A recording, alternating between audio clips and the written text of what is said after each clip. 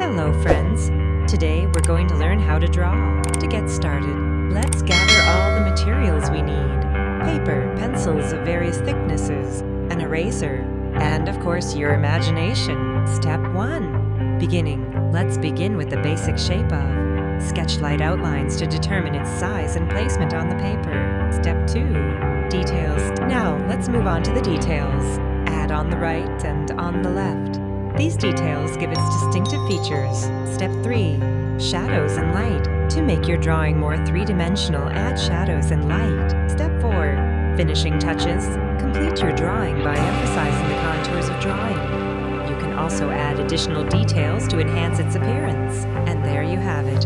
Your is ready. Don't forget to sign your drawing and share it with us in the comments. Thank you for watching.